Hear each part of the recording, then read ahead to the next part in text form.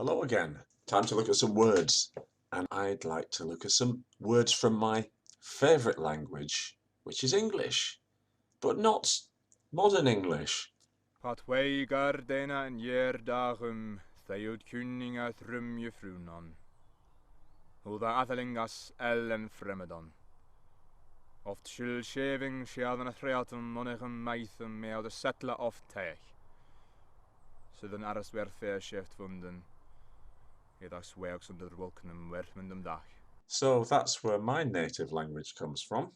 I also speak Spanish, and for many years I've been trying to learn Russian. So to sum up, I speak one Latin language, one Slavic language, and one which is some kind of hybrid mongrel.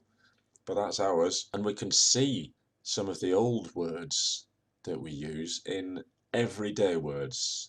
These are the ones where you think, oh, I've used it so often, it's just what it is, like cupboard, for example, cupboard, which is an excellent pronunciation test for non-English speakers. Cup plus board, a board where you keep your cups. Well, that wasn't very earth-shattering, was it? But there it is, it's hidden.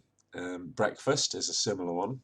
When you break fast, you are breaking fast.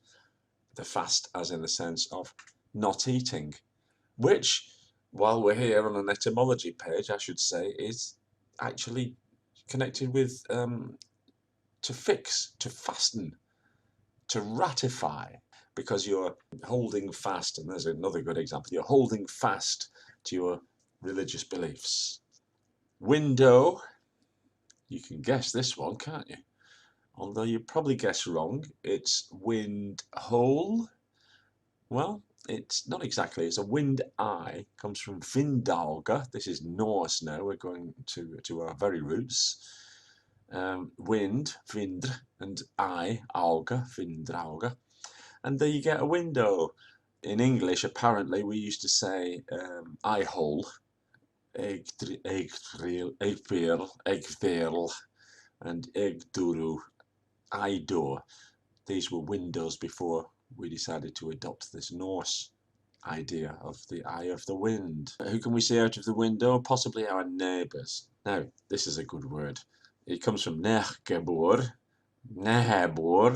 depending on whether you're Saxon or Anglian, and it means, as you know, one who dwells nearby, one who lives nearby. And guess what? This comes from near, which means near, and gebur, which means dweller, a person who habitually lives in a place, a gebur, which you can knock down to bur, as in dwelling, which comes from Proto-Germanic, and or buras, from the pi root, boya, to be. Oh, we've got to the pi. It's just as well, because that's where we'll probably end up. Pi, I love pi. Proto-Indo-European languages, not pie to eat, although I do like pie, and not pi the number, although it is, of course, one of the most amazing numbers. Pi, as in Proto-Indo-European. Almost all our European languages come from the same root, and it's Indo-European. When we say pi, we're talking about something which is even further back from that, and that's where I want to go, to the very beginnings. So we got to pi via Old Norse, and now it's time to say goodbye.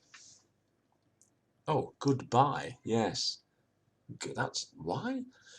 I remember a Spanish student saying to me, this bye-bye doesn't convince me at all. I mean, bye-bye to say goodbye. Well, how about saying God be with you? That's better, isn't it?